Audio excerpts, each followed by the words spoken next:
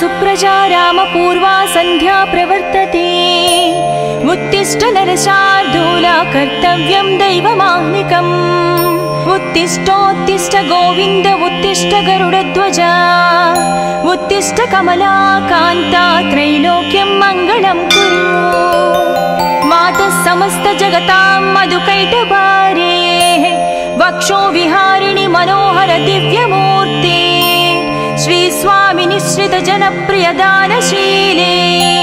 श्री वेंकटेश दयते तव सुप्रभातम् तव सुप्रभातमरविन्दलोचने भवतु प्रसन्नमुखचन्द्रमण्डले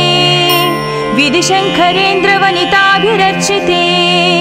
वृषशैलनाद दयते दयानिधे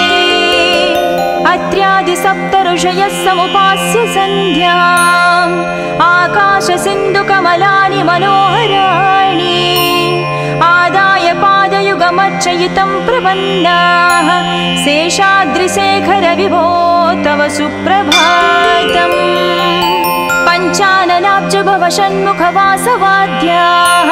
त्रैविक्रमादिचरितं विबुधास्तुवन्ति भाषापतिः पठति वासरशुद्धिमारात् शेषाद्रिशेखर विभो तव सुप्रभातम् ईषत् प्रफुल्ल सरसीरुह नारिकेळ पूगद्रुमादि सुमनोहर पालिकानाम् आवाति मन्दमनिलसह दिव्यगन्धैः शेषाद्रिशेखर विभो तव सुप्रभातम् उन्मील्य नेत्रयुगमुत्तम पञ्जरस्ताः पात्रावशिष्ट कदलीस्थलपायसानि भुक्त्या सलीलमदखेळ सुखा पठन्ति शेषाद्रिशेखर विभो तव सुप्रभातम् तन्त्री प्रकर्ष मधुरस्वनयादि पञ्चा गायत्यनन्तचरितं तव नारदोऽपि भाषा समग्रमसरत्कृतचारुरम्यम् शेषाद्रिशेखर विभो तव सुप्रभातम् भृङ्गावळी च मकरन्दरसानुविद्ध जङ्कारगीतनिनदैः सह सेवनाय निर्यात्युपान्त सरसी कमलोदरेभ्यः शेषाद्रिशेखर विभो तव सुप्रभातम् योषा गणेन वरदत्नि विमध्यमाने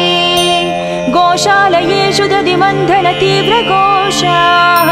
रोषात् कलिं विदधते ककुपञ्चकुम्भाः शेषाद्रिशेखर विभो तव सुप्रभातम् पद्मेशमित्रशतपत्रगतालिवर्गाः हर्तुं श्रियं कुवलयस्य निजाङ्गलक्ष्म्याः भेरीनिनादमनबिभ्रति तीव्रनादां शेषाद्रिशेखर विभो तव सुप्रभातम् श्रीमन्नभीष्टवरदाखिल लोकबन्धो श्री श्रीनिवास जगदेकदयैकसिन्धो श्रीदेवता गुहभुजान्तर दिव्यमूर्ते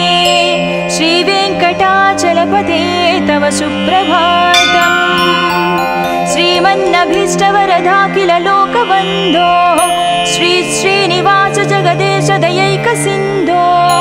श्रीदेवता गृहभुजान्तर दिव्यमूर्ते श्रीवेङ्कटाचलपते तव सुप्रभातम् श्री स्वामी पुष्करिणिकाप्लव निर्मलाङ्गाः श्रेयाधिनो हर विरिञ्चि सनन्दनाद्याः द्वारे वसन्ति वरनेत्र हतोत्तमाङ्गाः श्रीवेङ्कटाचलपते तव सुप्रभातम् श्रीशेषशैल गरुडाचल वेङ्कटाद्रि नारायणाद्रि वृषभाद्रि वृषाद्रि मुख्या आख्यां त्वदीय वसतिरनिशं वदन्ति श्रीवेङ्कटाचलपते तव सुप्रभातम् सेवापराः शिवसुरेश कृशानुधर्म रक्षो भुराद पवमानदनादिनाद बद्धाञ्जलि प्रविलसन्निध शीर्षदेश श्रीवेङ्कटाचलपते तव सुप्रभातम् दाटीषु ते विहगराज मृगाधिराज नागाधिराज गजराज हयाधिराज स्वस्वाधिकारमहमाधिकमर्दयन्ते श्रीवेङ्कटाचलपते तव सुप्रभातम् सूर्येन्दुभौमबुधवाक्पति काव्यसौरि सद्भानुकेतु दिवि सत्परिसत्प्रधानाः त्वद्वासदापचरमावधिदासदासाः श्रीवेङ्कटाचलपते तव सुप्रभातम् तत्पादधूलिभरितस्फुरितोत्तमाङ्गा स्वर्गापवर्गनिरपेक्ष निजान्तरङ्गा कल्पागमाकलनया कुलताङ्गभन्ते श्रीवेङ्कटाचलपते तव सुप्रभातम् त्वद्गोपुराग्रशिखराणि निरीक्षमाणाः स्वर्गापवर्गपदवीं परमां श्रयन्तः मत्या मनुष्यभुवने मतिमाश्रयन्ते श्रीवेङ्कटाचलपते तव सुप्रभातम् श्रीभूमिनायकदयादिगुणामृताभे देवादिदेव जगदेश शरण्यमूर्ते श्रीमन्ननन्तगरुडाधिभिरर्चिताङ्घ्रे श्रीवेङ्कटाचलपते तव सुप्रभातम् श्रीपद्मनाभपुरुषोत्तम वासुदेव वैकुण्ठमाधव जनार्दन चक्रपाणे श्रीवत्सचिह्नशरणागत पारिजात श्रीवेङ्कटाचलपते तव सुप्रभातम् कन्दर्पदर्पहर सुन्दर दिव्यमूर्ते कान्ताकुचाम्बुरुह कुट्मललोलदृष्टे कल्याण निर्मल गुणाकर दिव्यकीर्ते श्रीवेङ्कटाचलपते तव सुप्रभातम् मीनाकृते कमठकोल नृसिंहवर्णिन् स्वामिन् परस्वर तपोधन रामचन्द्र शेषांस राम यदुनन्दन कल्किरूप श्रीवेङ्कटाचलपते तव सुप्रभातम् येलालवङ्घगनसार सुगन्धितीर्थम् दिव्यं वियत्सरितु हेमघटेषु पूर्णम् धृत्वाद्धवैदिकशिखामणयः प्रहृष्टाः तिष्ठन्ति वेङ्कटपते तव सुप्रभातम् भास्वानुदीति विकचाविसरोरुहाणि सम्पूरयन्ति निनदैककुबो विहङ्गा श्रीवैष्णवाः सतमर्धितमङ्गलास्ते धामाश्रयन्ति तव वेङ्कट सुप्रभातम् ब्रह्मादयास्सुरवरास्सु महर्षयस्ते सन्तः सनन्दनमुखास्त्वदयोगिवर्याः धामान्तिके तव हि मङ्गलवस्तुहस्ताः श्रीवेङ्कटाचलपते तव सुप्रभातम् लक्ष्मीनिवास निरवद्य गुणैकसिन्धो संसारसागर समुत्तरणैकसेतो वेदान्तवेद्य निजवैभव भक्तभोग्या श्रीवेङ्कटाचलपते तव सुप्रभातम् लक्ष्मीनिवास निरवद्य गुणैकसिन्धो संसारसागर समुत्तरणैकसेतो वेदान्तवेद्य निजवैभव भक्तभोग्या श्रीवेङ्कटाचलपते तव सुप्रभातम् इत्थं वृषाचलपतेरिह सुप्रभातम् ये मानवः प्रतिदिनं पठितुं प्रवृत्ताः तेषां प्रभातसमये स्मृतिरङ्गभाजां प्रज्ञां परार्धसुलभां परमां प्रसूते इत्थं वृषाचलपतेरिह सुप्रभातम् ये मानवः प्रतिदिनं पठितुं प्रवृत्ताः तेषां प्रभातसमये स्मृतिरङ्गभाजां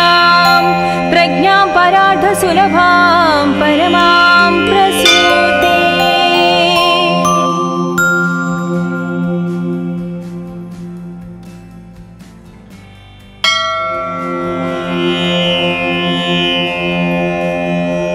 कौसल्या सुप्रजा रामपूर्वा सन्ध्या प्रवर्तते उत्तिष्ठ नरशार्दूला कर्तव्यं दैवमाह्निकम् उत्तिष्ठोत्तिष्ठ गोविन्द उत्तिष्ठ गरुडध्वजा उत्तिष्ठ कमलाकान्ता त्रैलोक्यं मङ्गलं कुरु। मातः समस्त जगतां मधुकैटभारे वक्षो विहारिणि मनोहर दिव्यमूर्ते श्रीस्वामि निश्रित जनप्रिय दानशीले श्रीवेङ्कटेश दयते तव सुप्रभातम्। तव सुप्रभातमरविन्दलोचने भवतु प्रसन्नमुखचन्द्रमण्डले विधिशङ्करेन्द्रवनिताभिरर्चिते वृषशैलनाददयते दयानिधे। अत्र्यादिसप्तऋषयः समुपास्य सन्ध्याम् आकाशसिन्धुकमलानि मनोहराणि आदाय पादयुगमर्चयितं प्रपन्नाः शेषाद्रिशेखर विभो तव सुप्रभातम्। पञ्चाननाब्ज भवषण्मुखवासवाद्याः त्रैविक्रमादिचरितं विबुधास्तुवन्ति भाषापतिः पठति वासरशुद्धिमारात् शेषाद्रिशेखर विभो तव सुप्रभातम्। ईशत्प्रफुल्लसरसीरुह नारिकेळपूगद्रुमादि सुमनोहर पालिकानाम् आवाति मन्दमनिलसह दिव्यगन्धैः शेषाद्रिशेखर विभो तव सुप्रभातम्। उन्मील्य नेत्रयुगमुत्तमपञ्जरस्ताः पात्रावशिष्टकदलीस्थलपायसानि भुक्त्या सलीलमदखेळ सुखा पठन्ति शेषाद्रिशेखर विभो तव सुप्रभातम्। तन्त्री प्रकर्ष मधुरस्वनयादि पञ्च गायत्यनन्तचरितं तव नारदोऽपि भाषा समग्रमसरत्कृतचारुरम्यम् शेषाद्रिशेखर विभो तव सुप्रभातम्। भृङ्गावळी च मकरन्दरसानुविद्धजङ्कारगीतनिनदैः सह सेवनाय निर्यात्युपान्तसरसी कमलोदरेभ्यः शेषाद्रिशेखर विभो तव सुप्रभातम्। योषा गणेन वरदत्नि विमध्यमाने गोशालयेषु दधिमन्थन तीव्रघोषाः रोषात् कलिं विदधते ककुपञ्चकुम्भाः शेषाद्रिशेखर विभो तव सुप्रभातम्। पद्मेशमित्रशतपत्रगतालिवर्गाः हर्तुं श्रियं कुवलयस्य निजाङ्गलक्ष्म्याः भेरीनिनादमनबिभ्रति तीव्रनादाम् शेषाद्रिशेखर विभो तव सुप्रभातम्। श्रीमन्नभीष्टवरदाखिल लोकबन्धो श्री श्रीनिवास जगदेकदयैकसिन्धो श्रीदेवता गुहभुजान्तर दिव्यमूर्ते श्रीवेङ्कटाचलपते तव सुप्रभातम्। श्रीमन्नभीष्टवरदाखिल लोकबन्धो श्री श्रीनिवास जगदेश दयैकसिन्धो श्रीदेवता गृहभुजान्तर दिव्यमूर्ते श्रीवेङ्कटाचलपते तव सुप्रभातम्। श्रीस्वामि पुष्करिणिकाप्लव निर्मलाङ्गाः श्रेयाधिनो हर विरिञ्चि सनन्दनाद्याः द्वारे वसन्ति वरनेत्रहतोत्तमाङ्गाः श्रीवेङ्कटाचलपते तव सुप्रभातम्। श्रीशेषशैलगरुडाचल वेङ्कटाद्रि नारायणाद्रि वृषभाद्रिवृषाद्रिमुख्या आख्यां त्वदीय वसतिरनिशं वदन्ति श्रीवेङ्कटाचलपते तव सुप्रभातम्। सेवापराः शिवसुरेश कृशानुधर्म रक्षो भुराद पवमानदनादिनाद बद्धाञ्जलिप्रविलसन्निध शीर्षदेश श्रीवेङ्कटाचलपते तव सुप्रभातम्। दाटीषु ते विहगराज मृगाधिराज नागाधिराज गजराज हयाधिराज स्वस्वाधिकारमहमाधिकमर्दयन्ते श्रीवेङ्कटाचलपते तव सुप्रभातम्। सूर्येन्दुभौमबुधवाक्पति काव्यसौरि सद्भानुकेतु दिवि सत्परिसत्प्रधानाः त्वद्व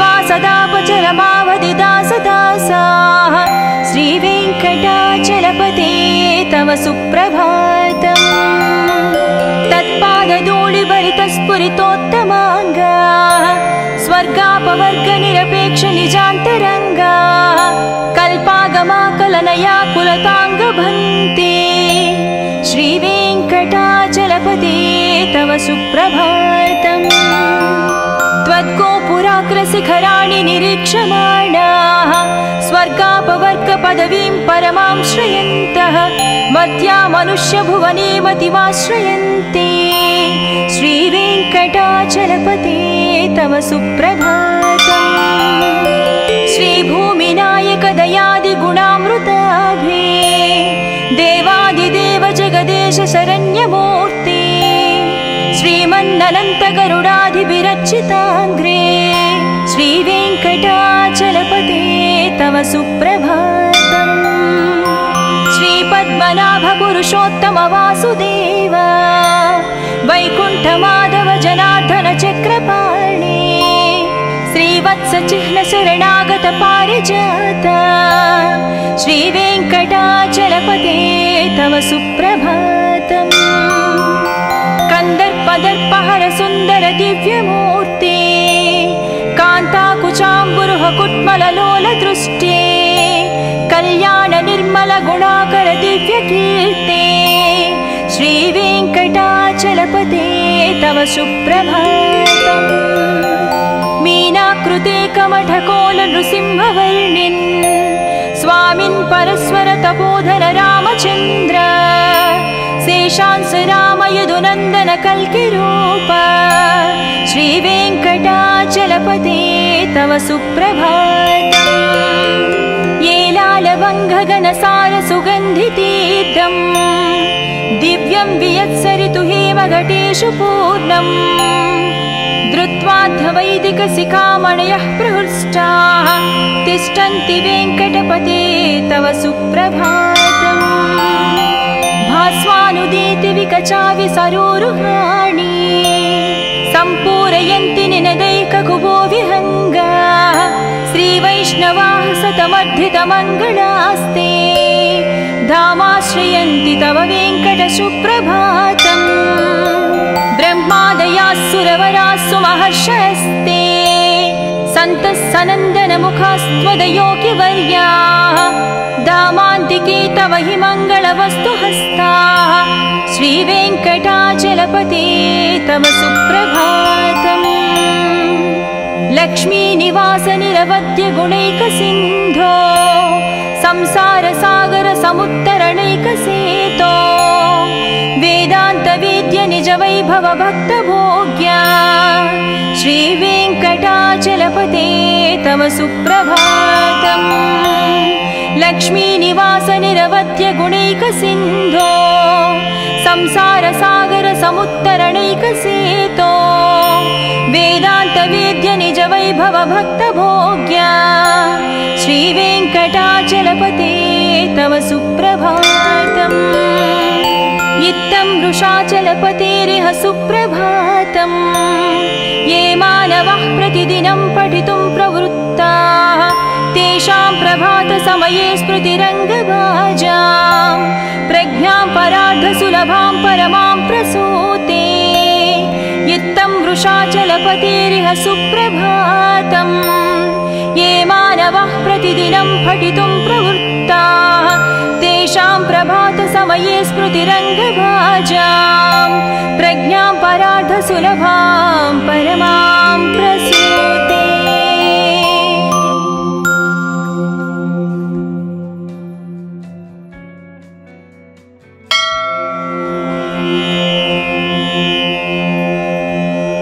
कौसल्या सुप्रजा रामपूर्वा सन्ध्या प्रवर्तते उत्तिष्ठ नरशार्दूला कर्तव्यं दैवमाह्निकम् उत्तिष्ठोत्तिष्ठ गोविन्द उत्तिष्ठ गरुडध्वजा उत्तिष्ठ कमलाकान्ता त्रैलोक्यं मङ्गलं कुरु मातः समस्त जगतां मधुकैटभारे वक्षो विहारिणि मनोहर दिव्यमूर्ते श्री स्वामी निश्रित जनप्रिय दानशीले श्री वेङ्कटेश दयते तव सुप्रभातम् तव सुप्रभातमरविन्दलोचने भवतु प्रसन्नमुखचन्द्रमण्डले विधिशङ्करेन्द्रवनिताभिरर्चिते वृषशैलनाददयते दयानिधे अत्र्यादिसप्तऋषयः समुपास्य सन्ध्याम् आकाशसिन्धुकमलानि मनोहराणि आदाय पादयुगमर्चयितं प्रपन्नाः शेषाद्रिशेखरविभो तव सुप्रभातम् पञ्चाननाब्जभवषण्मुखवासवाद्याः त्रैविक्रमादिचरितं विबुधास्तुवन्ति भाषापतिः पठति वासरशुद्धिमारात् शेषाद्रिशेखरविभो तव सुप्रभातम्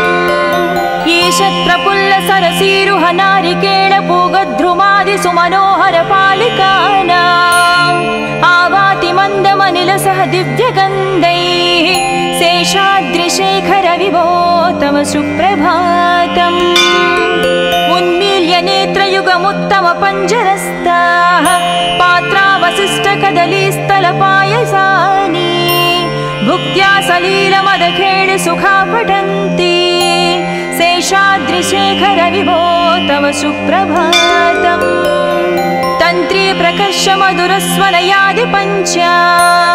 गायत्यनन्तचरितं तव नारदोऽपि भाषा समग्रमसरत्कृतचारुरम्यम् शेषाद्रिशेखरविभो तव सुप्रभातम् भृङ्गावळी च मकरन्दरसानुविद्धजङ्कारगीतनिनदैः सह सेवनाय निर्यात्युपान्तसरसीकमलोदरेभ्यः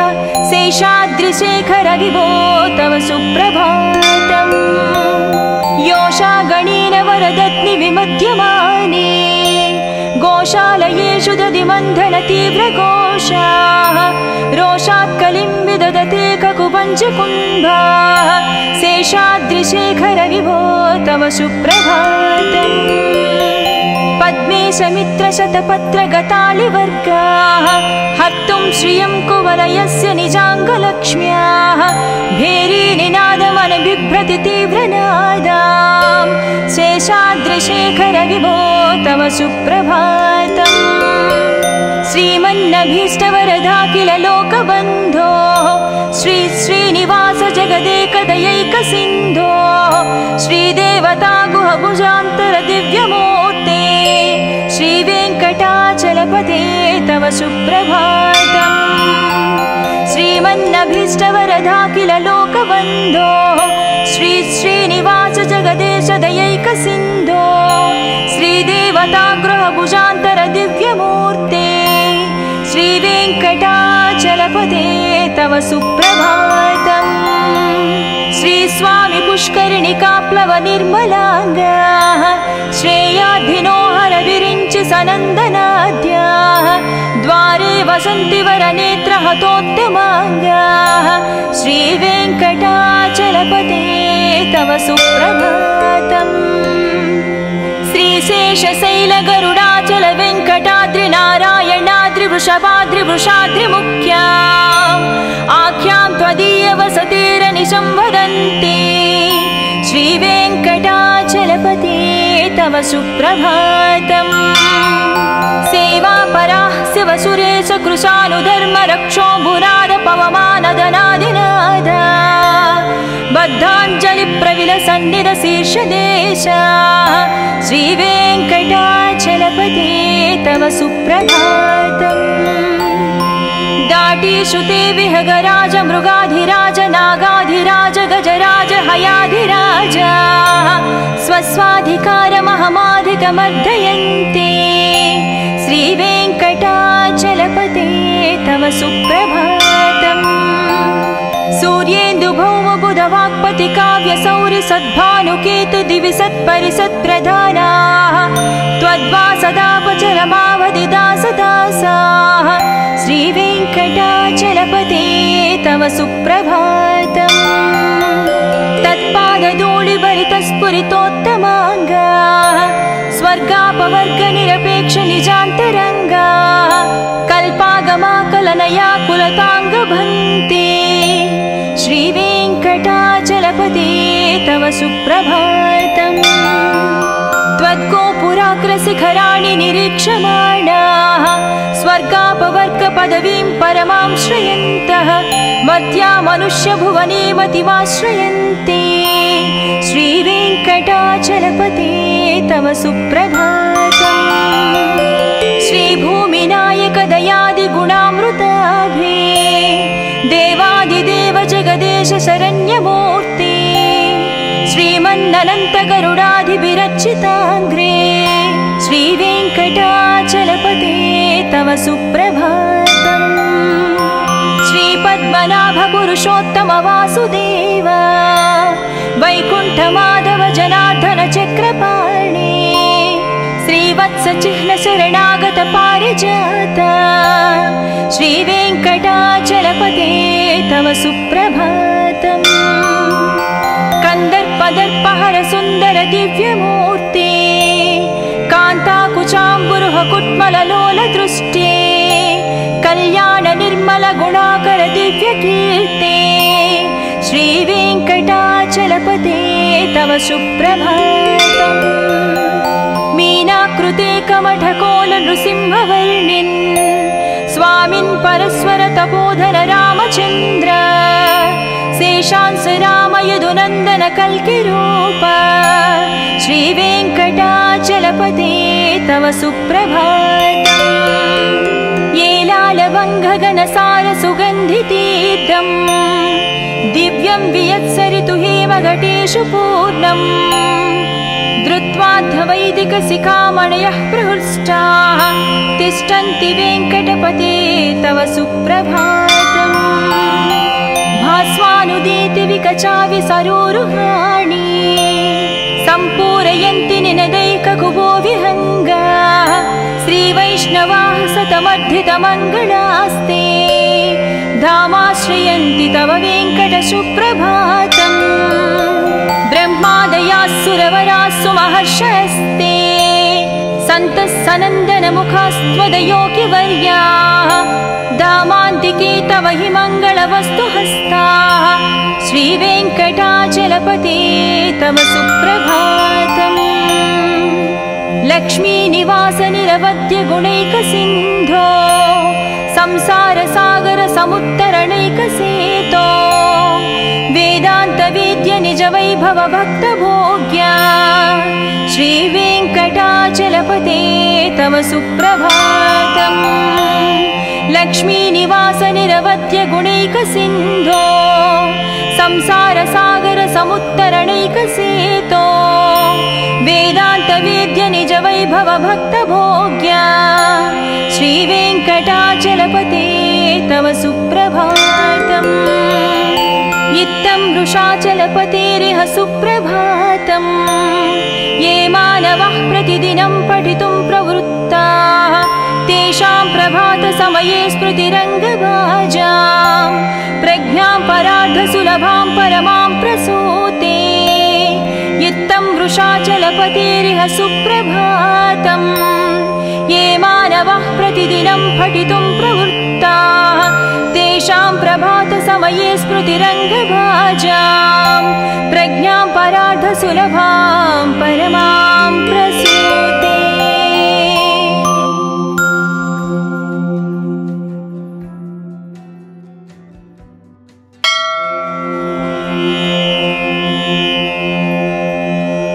कौसल्या सुप्रजा रामपूर्वा सन्ध्या प्रवर्तते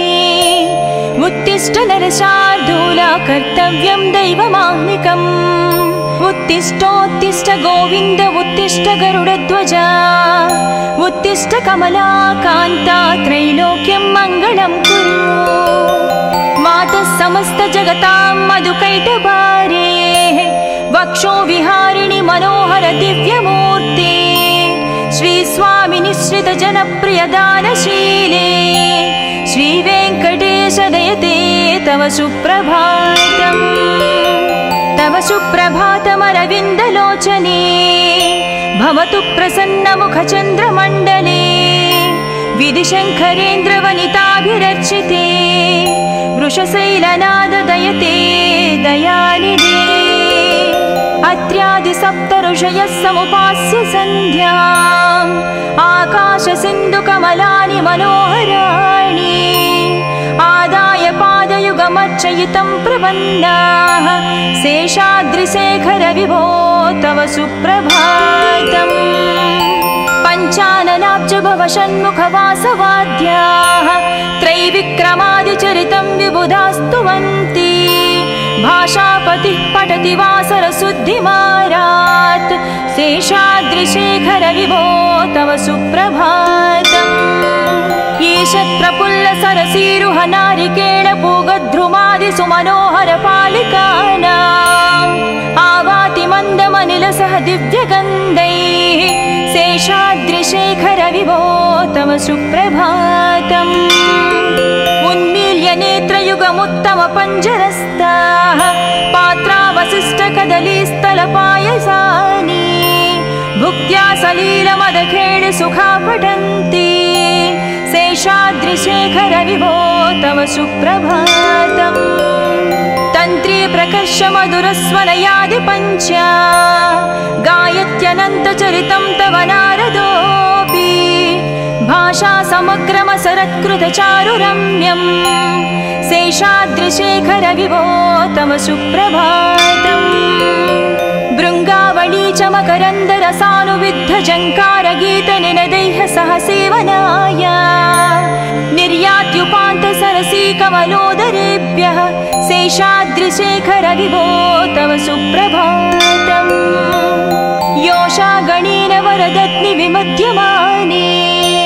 गोशालयेषु दधिमन्थनतीव्रघोषाः रोषात् कलिं विदधते ककुपञ्चकुम्भाः शेषाद्रिशेखर विभो तव सुप्रभातम्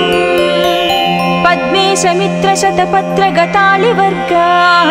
हर्तुं श्रियं कुवलयस्य निजाङ्गलक्ष्म्याः भेरीनिनादमनबिभ्रति तीव्रनादाम् शेषाद्रिशेखर विभो तव सुप्रभातम् श्रीमन्नभीष्टवरदाखिल लोकबन्धो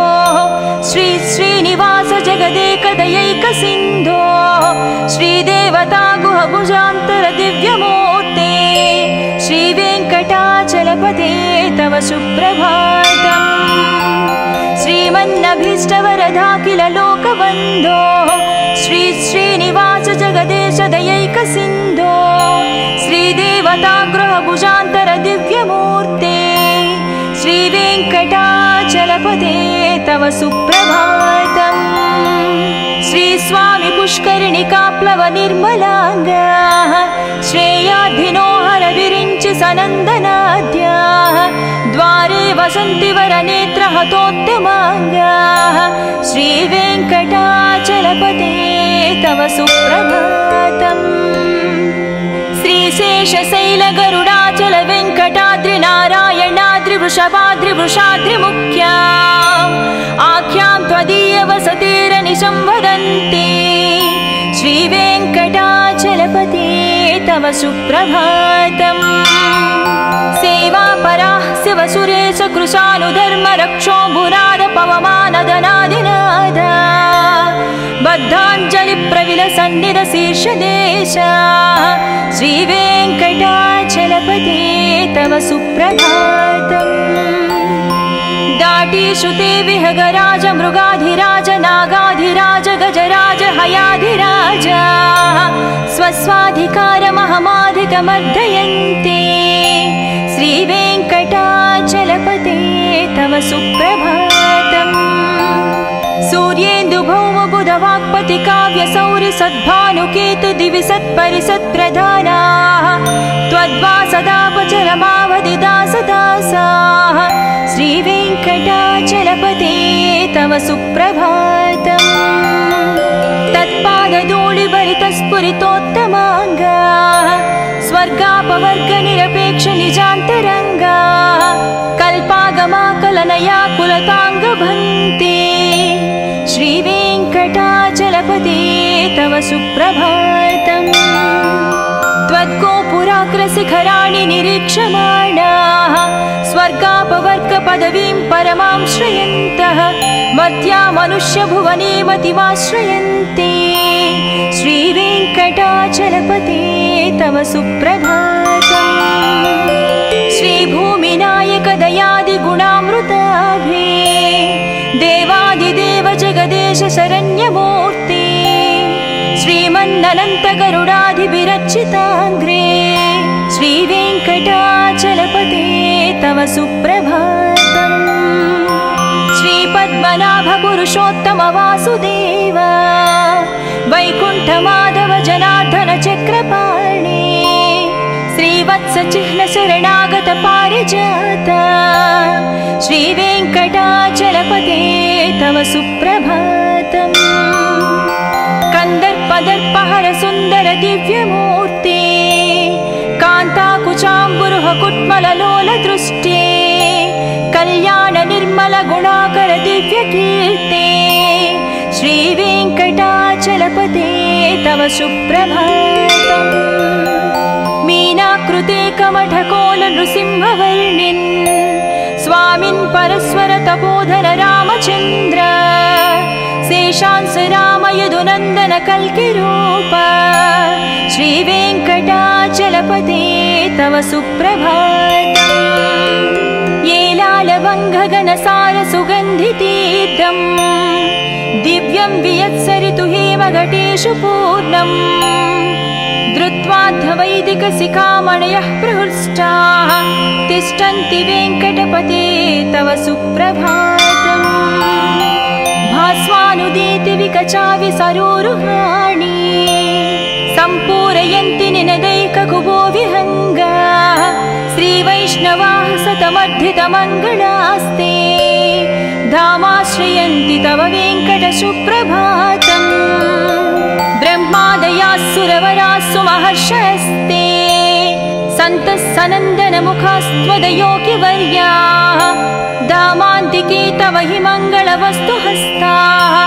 श्रीवेङ्कटाचलपते तव सुप्रभातम् लक्ष्मीनिवास निरवद्य गुणैकसिन्धो संसारसागर समुत्तरणैकसेतो वेदान्तवेद्य निज वैभव भक्तभोग्या श्रीवेङ्कटाचलपते तव सुप्रभातम् लक्ष्मीनिवास निरवद्य गुणैकसिन्धो संसारसागर समुत्तरणैकसेतो वेदान्तवेद्य निज वैभव भक्तभोग्या श्रीवेङ्कटाचलपते तव सुप्रभातम् इत्थं वृषाचलपतेरिह सुप्रभातम् ये मानवः प्रतिदिनं पठितुं प्रवृत्ताः तेषां प्रभातसमये स्मृतिरङ्गभाजां प्रज्ञां परार्धसुलभां परमां प्रसूते इत्थं वृषाचलपतेरिह सुप्रभातम्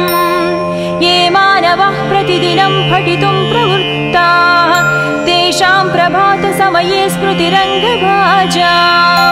प्रज्ञां परार्धसुलभां परमां प्रसूते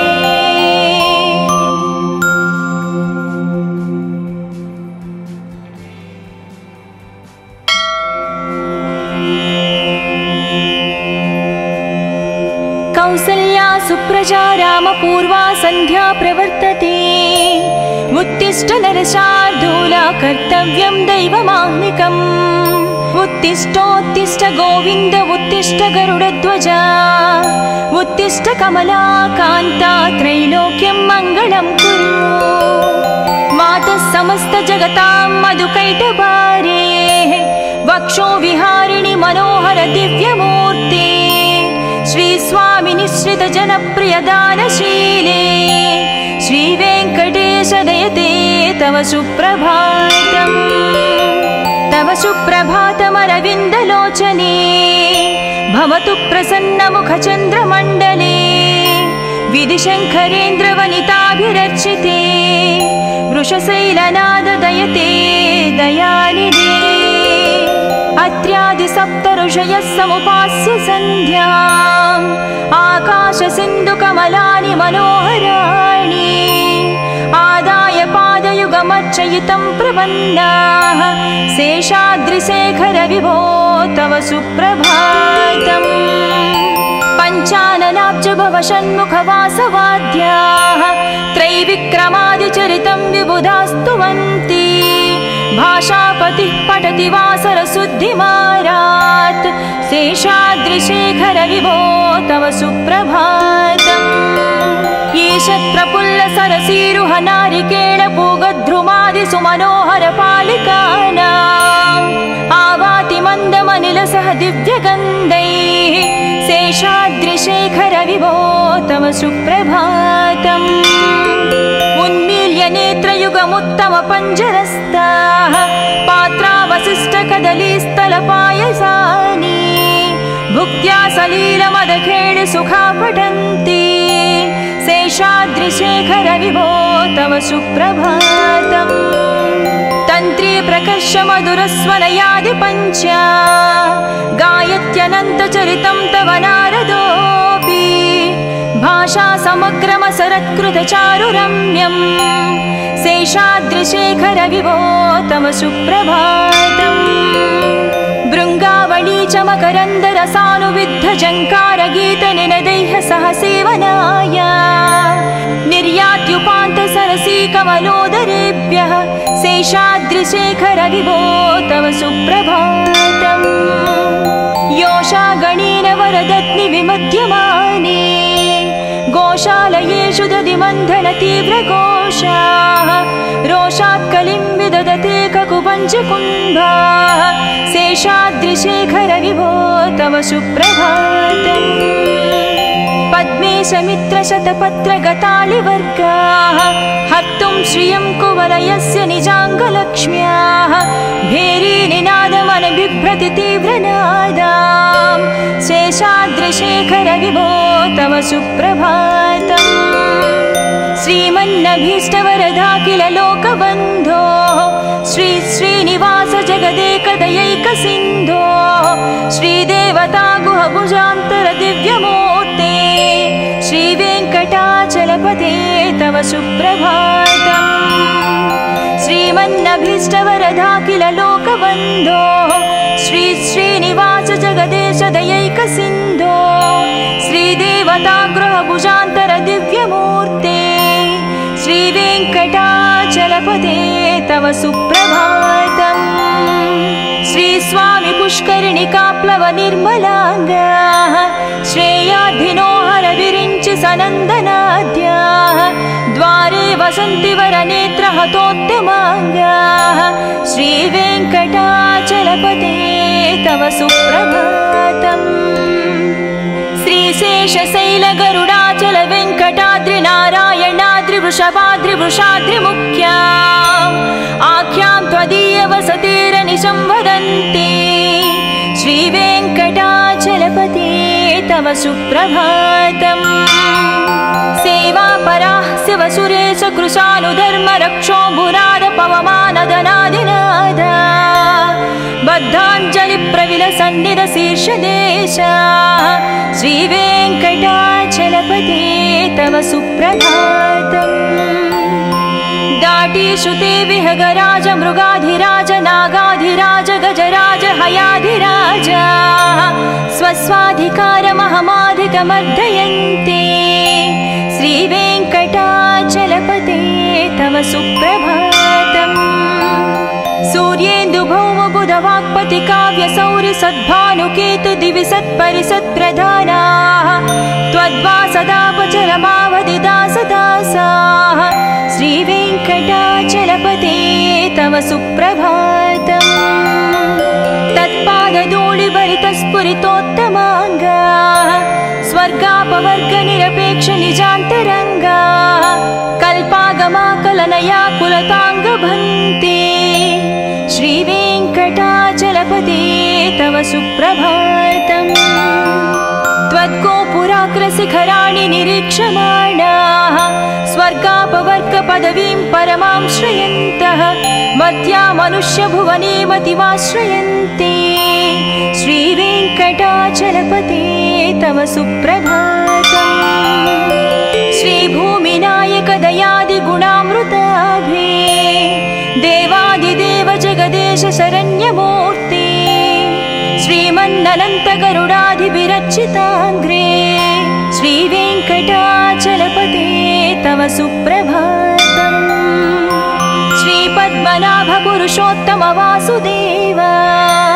वैकुण्ठमाधव जनार्दन चक्रपाणि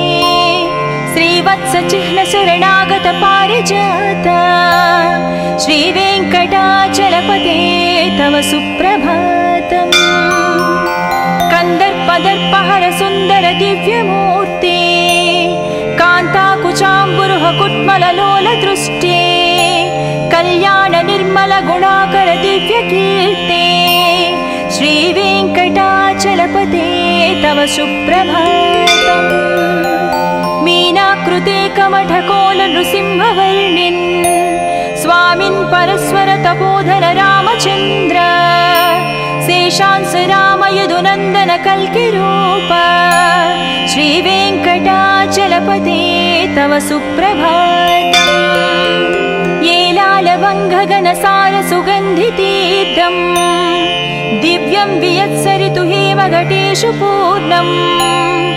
धृत्वाद्धवैदिकशिखामणयः प्रहृष्टाः